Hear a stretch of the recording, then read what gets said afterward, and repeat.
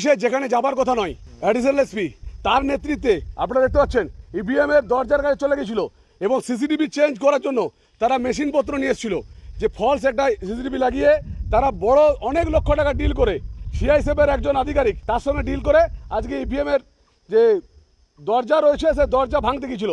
কিন্তু এই ধরুন পুলিশ অফিসারের থাকার কথা নয়, এটা গাইডলাইনে যে পুরোপুরি কেন্দ্রীয় ফোর্স থাকবে, কিন্তু সে গিয়ে আজকে দরজা হাত দিচ্ছে। ইভিএম যে চেঞ্জ করার কোনোভাবেই হয় না, যেহেতু ইভিএম এর যে স্ট্রং রুম আছে সেটা ডাবল লক থাকে, সেন্ট্রাল ফোর্স ওখানে থাকে। যখন আমরা ভিজিট করেছি তখনও সেন্ট্রাল ফোর্স লাগাতার ওখানে ছিল, তাদের সাথেও আমার কথা হয়েছে, কোনো এরকম ঘটনা কিছুই ঘটেনি। আমাদের পুলিশ পার্সন প্রায় ভিজিট করে, এটাতে আমাদের রুটিন কাজ আছে, সেটাই করতে গিয়েছিলাম। সেই সময় ওনারা এই অভিযোগটা তুলছেন, কিন্তু এই অভিযোগটা পুরোপুরি মিথ্যা, ঠিক নেই, এটা ভিত্তিহীন আছে। আজকে আধিকারিকদের উনি গালিগালাজ করছেন। আজকে ওনারা এতদিন কি বলতেন যে সেন্ট্রাল ফোর্স ওনাদের বিশ্বস্তের, সেখানে সেন্ট্রাল ফোর্সকে উনি গালিগালাজ করছেন এবং নিজের হারের হতাশাটা উনি পরিষ্কার বুঝিয়ে